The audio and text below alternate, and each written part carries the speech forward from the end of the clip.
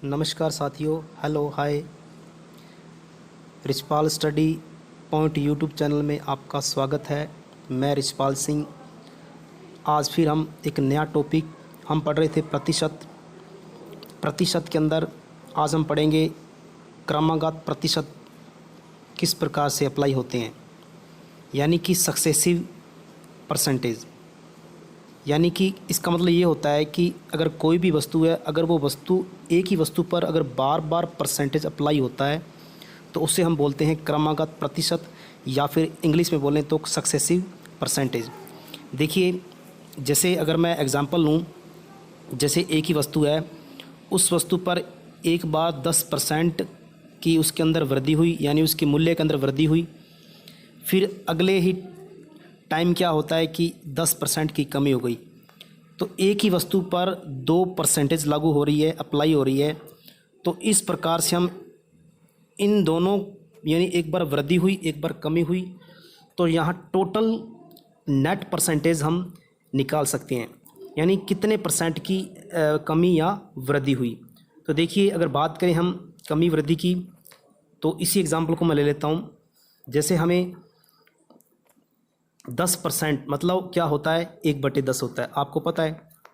अगर 10% की वृद्धि हुई है मतलब 10 से 11 हो गया। फिर अगली बार उसी वस्तु पर फिर 10% की कमी हुई, मतलब इस बार कम हो गया 1, यानी 10 से 9 हो गया। अब देखिए, यहाँ से आप देख सकते हैं कि सक्सेसिव केस में क्या होता है कि इनका आपस में गुणा कर दो, इनका आपस में गुणा कर दो, तो ये हो गया 100 और यहाँ से हो गया 99। अब देखिए, पहले 100 था, अब 99 हो गया। आप देख सकते हैं कमी हुई है, 1% की कमी हुई है। तो ये टोटल नेट जो परसेंटेज है वो 1% आई है। तो इस प्रकार से हम सक्सेसिव केस अप्लाई कर सकते हैं। एक इसका फॉर्मूला भी है, वो भी ज़रूरी है आपके लिए। देखिए फॉर्मूला क्या है सक्सेसिव केस का, कि जैसे 2% है वो अप्लाई हो रही है, तो जैसे पहली परसेंटेज x प्लस वाई फिर प्लस XY/100, तो नेट परसेंटेज का फॉर्मूला जो है इस प्रकार से हम निकाल सकते हैं, इस फॉर्मूले के द्वारा। जैसे अगर वही फॉर्मूला अप्लाई करें, वही क्वेश्चन अप्लाई करें, तो देखिए 10 + 10, देखिए यहाँ कमी हो रही है। अगर कमी हो रही है तो हम कह सकते हैं कि यहाँ माइनस आ जाएगा, यहाँ पर माइनस आ जाएगा, ठीक है। यानी अगर वृद्धि है तो प्लस आएगा, अगर यहाँ कमी हो रही है तो माइनस का 10 कमी होगी 1% के अंदर, पर प्लस, फिर 10 प्लस का 1 है, इंटू में माइनस का फिर 10 है, बटे में 100 है, ठीक है। ये दोनों कट गए और यहाँ से निकल के क्या आएगा, यहाँ से देखिए, यहाँ से ये 0 कट गया, 2 0 से यहाँ पर प्लस माइनस माइनस का 1, मतलब 1% की कमी आई है, ठीक है। तो इस प्रकार से ये सक्सेसिव केस होता है। तो हम सीधे चलते हैं क्वेश्चनों पे। अब देखिए, अगर बात करें वृद्धि दर की, वृद्धि दर और ह्रास दर वो भी है हमारे सामने, इसी के अंदर टॉपिक है वो वृद्धि दर। तो देखिए क्या है वृद्धि दर, हम निकाल सकते हैं वृद्धि दर ह्रास दर। ह्रास दर वृद्धि दर मतलब कितने परसेंट की वृद्धि हुई है और कितने परसेंट की कमी हुई है, ठीक है। तो वैसे भी सक्सेसिव केस की ही तरह ही है। तो जैसे कोई आंकड़ा है, कोई वस्तु अगर पहले 5 थी, अब 5 से वो क्या हो गई, 4 हो गई, तो देख लो आप कमी हो गई, ठीक है। कितने कमी हुई, 1 की कमी हुई है, और किसके रेस्पेक्ट में हुई, 5 के रेस्पेक्ट में हुई है, तो बटे 5 आ जाएगा। हम जानते हैं कि 1/5 क्या होता है, 1/5 होता है 20%, मतलब 20% की क्या होगी, कमी होगी, ठीक है। तो इस प्रकार से हम ये चीज़ निकाल सकते हैं, ठीक है। तो हम चलते हैं सीधे क्वेश्चनों पे। देखिए पहला क्वेश्चन है, एक नगर की जनसंख्या, देखिए ये एक नगर की जनसंख्या 25,000 से बढ़कर 26,500 हो जाती है, तो जनसंख्या में प्रतिशत वृद्धि ज्ञात कीजिए। देखिए सीधा ही क्वेश्चन है, पहले थी आपकी जनसंख्या 25,000, अब हो गई है 26,500, तो आप 2 0 काट दो, ये कट गया 5 से, 50 5 ये हो गया 250, और ये हो जाएगा आपका 53 से कट जाएगा। देखिए पहले 50 थी, अब 53 हो गई है, तो कितने की वृद्धि हुई है, आप देख सकते हैं 3 की वृद्धि हुई है। किसके रेस्पेक्ट में हुई है, 50 के रेस्पेक्ट में हुई है, ये देखिए, ठीक है। और इनटू में 100% आ जाएगा, ठीक है। अभी कट जाएगा 2 से, तो ये 2×6, ठीक है, तो कितनी हो गई, 2×6% हो गई। तो ये आ गई आपकी वृद्धि 6%, ठीक है। तो इस प्रकार से हम ज्ञात कर सकते हैं। देखिए अगला प्रश्न देखिए, किसी वस्तु की 10% तथा 10% की दो क्रमवार मूल्य वृद्धि किस एकमात्र मूल्य वृद्धि के समतुल्य है। तो ये सक्सेसिव केस है, बिल्कुल आसान है। तो देखिए पहले 10% की वृद्धि होती है, मतलब 10 से क्या हो रही है, 11 हो रही है, ठीक है। फिर अगले ही टाइप के कमी फिर वृद्धि हो रही है, 10 से 11 हो रही है, ठीक है। तो देखिए इनका गुणा कर देना है, ये 10 दाई 100 हो गया, ये 11 का वर्ग 121। तो देखिए आप देख सकते हैं कितने की वृद्धि हुई है। देखिए यहाँ पर 21 की वृद्धि हुई है, तो 100 है, बिल्कुल आधार 100 है, तो 21% हो जाएगी इसकी वृद्धि, ठीक है। तो बिल्कुल ही आसान चीज़ है ये, ठीक है। आगे देखिए तीसरा प्रश्न, यदि किसी संख्या में 20% की वृद्धि की जाए तथा परिणामी संख्या में 20% की फिर वृद्धि की जाए तो कुल वृद्धि निकालनी है। सक्सेसिव केस बिल्कुल है। तो देखिए 20% का मतलब होता है 1/5, वृद्धि हो रही है मतलब 5 से 6 हो रही है, फिर आगे फिर वृद्धि हो रही है 5 से 6, ये 5 5 25 और 6 6 36 हो गया, ठीक है। तो बिल्कुल आप देख सकते हैं यहाँ से ये जो वृद्धि है टोटल कितनी हो गई, यानी कि आप देख सकते हैं ये टोटल वृद्धि जो है 11 की होगी, किसके रिस्पेक्ट में, ये 25 के रिस्पेक्ट में हुई है, ठीक है। इनटू में 100%, ये कट गया आप 4 से 25 चौक 100 और 11 चौक 44, तो इसका आंसर जो है वो 44% निकल के आएगा। इसकी नेट परसेंटेज कितनी आ जाएगी, 44% आ जाएगी, ठीक है। अगला क्वेश्चन देखिए, ये क्वेश्चन, किसी वस्तु के मूल्य में 10% की पहले 10% की वृद्धि तथा उसके उपरांत 20% की वृद्धि की गई, यदि अंतिम बढ़ा हुआ मूल्य 33 रुपये हो तो वस्तु का प्रारंभिक मूल्य क्या होगा। देखिए पहले वृद्धि होती है 10 से 11 हो रही है, फिर 20% की वृद्धि मतलब 1/5 है इसका वैल्यू, तो यानी 5 से 6 हो रही है, ठीक है। अब देखिए अब नेट परसेंटेज कितनी हो गई इसकी, 10×5 = 50 और 11×6 = 66। तो देखिए अब ये स्टार्टिंग का मूल्य है और ये अंतिम मूल्य है। अब बढ़ा हुआ अंतिम मूल्य 66 है और 66 कितना है, 33 है, मतलब हमारा जो 66 है ये किसके बराबर है, ये 33 के बराबर है, 33 रुपये के बराबर है। तो यहाँ से एक अनुपात की वैल्यू जो है 33 क्या आ जाएगी, 33/66 आ जाएगी, 33/66 आ जाएगी। यहाँ से काटेंगे 1/2 रुपये आ गई, ठीक है, एक अनुपात की वैल्यू। उसने पूछी प्रारंभिक वैल्यू, तो हमें प्रारंभिक वैल्यू क्या है, 1/50 है, इसको हम 1/2 से कर देंगे गुणा, तो ये कितनी आ जाएगी, ये 25 आ जाएगी, मतलब स्टार्टिंग की वैल्यू कितनी आ जाएगी इसकी, 25 रुपये आ गई। तो इस प्रकार से हम ये क्वेश्चन जो है बहुत ही आसान तरीके से कर सकते हैं, ठीक है। आगे देखिए ये पांचवा प्रश्न, किसी जनपद की जनसंख्या 8500 है, इसके प्रथम वर्ष में 20% की वृद्धि हो तथा दूसरे वर्ष में 25% की वृद्धि हो, मतलब वृद्धि हो रही है, सक्सेसिव केस है। देखिए 20% का मतलब क्या होता है, 1/5 यानी 5 से 6 हो रही है, फिर 25% की वृद्धि हो, देखो 25% का मतलब 1/4 होता है, यानी वृद्धि हो रही है, तो यानी पहले 4 थी, अब कितनी हो रही है, 5 हो जाएगी, ठीक है, 1 की वृद्धि हो रही है ना। देखिए आप इसको तिरछा काट सकते हैं, तिरछा, जैसे 5 से 5 कट गया, ठीक है, और ये 2 दूनी 4 और 2 3 6, ठीक है, तो यानी कितना 2 रह गया, इधर रह गया 3। तो अब देखिए पहले 2 थी, अब 3 है। तो स्टार्टिंग में जनसंख्या जो है 2 वर्ष बाद पूछा है, मतलब 3 अनुपात की वैल्यू पूछी है, हमारे पास 2 अनुपात की वैल्यू स्टार्टिंग की दे रखी है 8500, यानी 2 अनुपात की वैल्यू जो है वो किसके बराबर है, वो 8500 के बराबर है। यहाँ से 1 अनुपात की वैल्यू कितनी आ जाएगी, 1 अनुपात की वैल्यू 8500/2 आ जाएगी, 8500 कितनी आ जाएगी, ये 2 आ जाएगी। अब यहाँ से निकालो 1 अनुपात की वैल्यू कितनी आ जाएगी, ये आ जाएगी आपकी 42425 यानी 4250 आ जाएगी।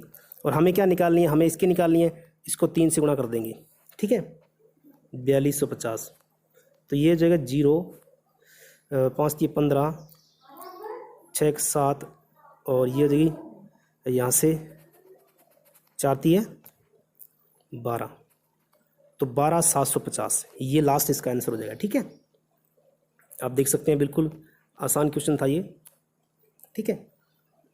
आगे देखिए छठा प्रश्न, एक गांव में प्रति वर्ष 10% बच्चों की वृद्धि होती है, यदि वर्ष 2003 में बच्चों की संख्या 2000 थी तो 2006 में कितनी है, यानी कि 10% की वृद्धि हो रही है। देखो टाइम देखिए क्या, टाइम यहाँ पर पहले 3000 था 2003 था, अब 2006 का पूछ रहा हूँ, मतलब तीन साल के बाद पूछा है, मतलब इसमें 3 बार परसेंटेज अप्लाई होगी, यानी 10 से 11, फिर 10 से 11 दूसरे साल के लिए, तीसरे साल के लिए 10 से 11, ये देखिए ये 1000 हो जाएगा गुणा करने पर, और ये हो जाएगा आपका 1331 गुणा करने पर, ठीक है। अब देखिए इसने पूछा है कि 2003 ये है, 2006 के बाद ये है, तो 2003 जो है उसके अंदर जो वैल्यू थी 2003 के अंदर 2000 थी, मतलब 1000 अनुपात बराबर 2000 है। तो यहाँ से 1 अनुपात की वैल्यू जो है कितनी आ जाएगी, 1 अनुपात की वैल्यू आ जाएगी 2, 1 अनुपात की वैल्यू 2 आ जाएगी। तो हमें पूछा है इसका 2006 के बाद, तो ये 2 2 3 6 13 दूना 26, 2600। देखिए 7वां प्रश्न, किसी कस्बे की जनसंख्या में पहले 5% की वृद्धि हुई, मतलब पहले 5% की वृद्धि हुई, दूसरे वर्ष 5% की कमी हुई, मतलब सक्सेसिव केस है। तो देखिए 5% का मतलब 1/20 होता है, पहले 20 था, ठीक है, पहले 20 था, वृद्धि हुई है तो यानी 1 की वृद्धि 21 हो गया, फिर दूसरे वर्ष 5% की कमी हुई, पहले 20 था, फिर कमी मतलब 19 की, 19 हो जाएगा। अब देखिए ये हो जाएगा 400 हो जाएगा, गुणा करने पर ये देखिए कितना हो जाएगा, ये 19 एकम 19 और 3 और 19 और 30 एक 39, यानी 399। देखिए यहाँ पर कमी 1% की हो रही है, लेकिन इसने कहा है कि दूसरे वर्ष के अंत में, जो अंत में कह सकते हैं हम ये जो वैल्यू है, यानी कि ये जो अनुपात है 399, ये बराबर है 89 के, ठीक है, यानी कि ये जो बराबर है, ये बराबर है 7980 के। अब देखिए यहाँ से 1 अनुपात की वैल्यू निकालेंगे, तो देखो ये सीधा कट जाएगा 2 से, मतलब 20 बार कट जाएगा ये, ठीक है। तो इसका क्या आ जाएगा, यानी 1 अनुपात की वैल्यू यहाँ से आ जाएगी 20, हमें स्टार्टिंग का पूछा है तो इसको हम कर देंगे 20 से गुणा, तो ये हो जाएगा 4 दूनी 8, 8000, ठीक है। तो 8000 इसका आंसर, यानी शुरू के पहले वर्ष के प्रारंभ में जनसंख्या कितनी होगी, 8000 होगी, ठीक है। आगे देखिए 8वां प्रश्न, ये रीट 2017 के अंदर पूछा गया प्रश्न है, एक विश्वविद्यालय में आने वाले विद्यार्थियों की संख्या में प्रति वर्ष 10% वृद्धि का लक्ष्य रखा गया। यदि वर्ष 2016 में जय संख्या 1500 थी, तो वर्ष 18 लक्ष्य पूर्ति होने पर विश्वविद्यालय में कितने विद्यार्थी होंगे, मतलब 16 से 18, यानी 2 साल 2 वर्ष है, यानी सक्सेसिव केस है। 10% की वृद्धि, यानी पहले 10 थी, फिर 11 हो गई, फिर 10 थी दूसरे साल के लिए, फिर 11 हो गई, तो देखिए ये 100 हो जाएगा, इसका गुणा करने पर ये 121 हो जाएगा।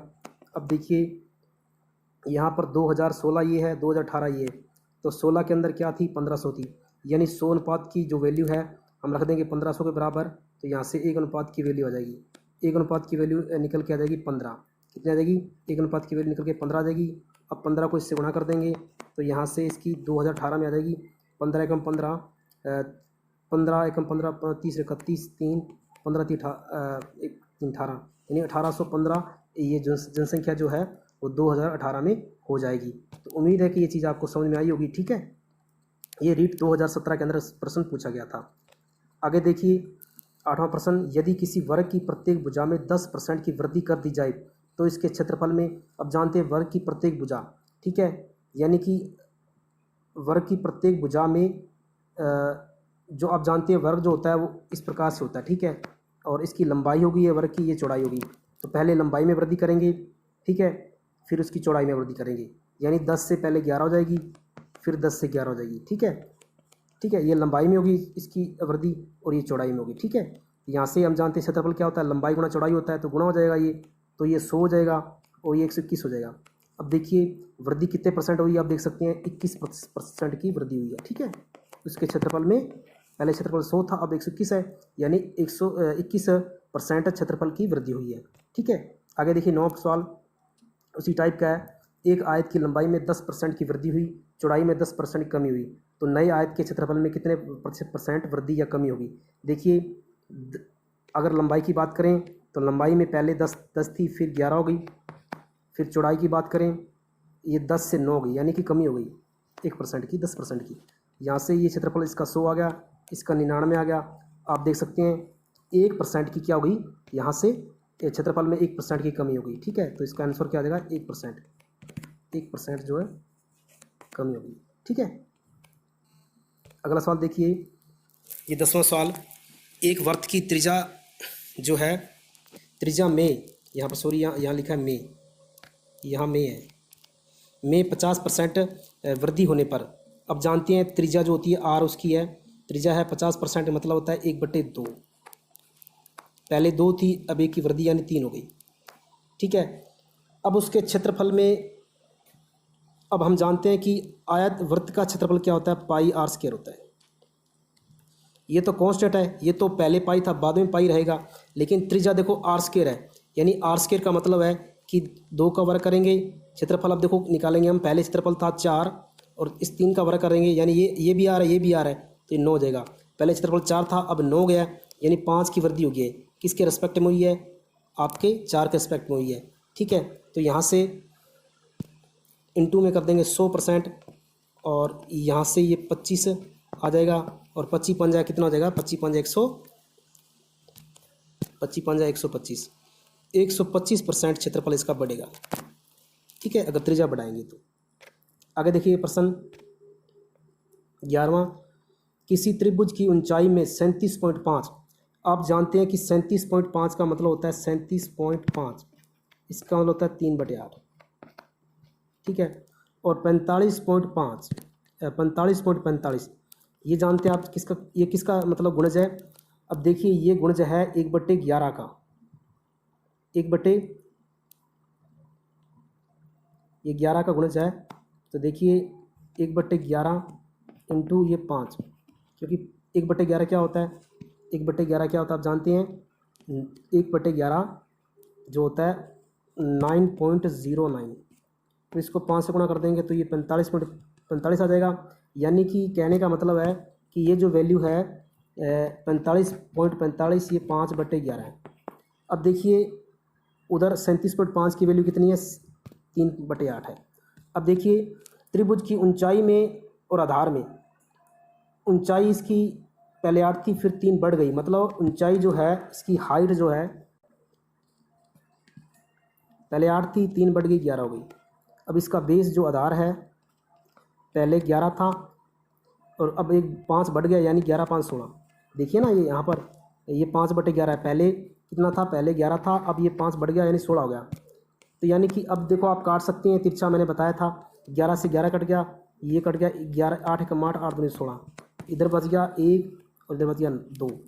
अब देखिए क्षेत्रफल जो है, आप जानते हैं कि ये मैंने किस प्रकार से गुणा किया, क्योंकि क्षेत्रफल आधार गुणा ऊंचाई और इंटू में 1/2 होता है, तो 1/2 दोनों में कॉमन है, तो ये तो कांस्टेंट रहेगा, यानी हाइट और बेस का जो गुणा करेंगे तो 1 से 2 हो रहा है, मतलब पहले 1 था फिर 2 गया, तो बढ़ के कितनी हो गई, ये बढ़ के 1 बढ़ा किसके रिस्पेक्ट में, 1 के इंटू में 100%, मतलब 100% की वृद्धि हुई है।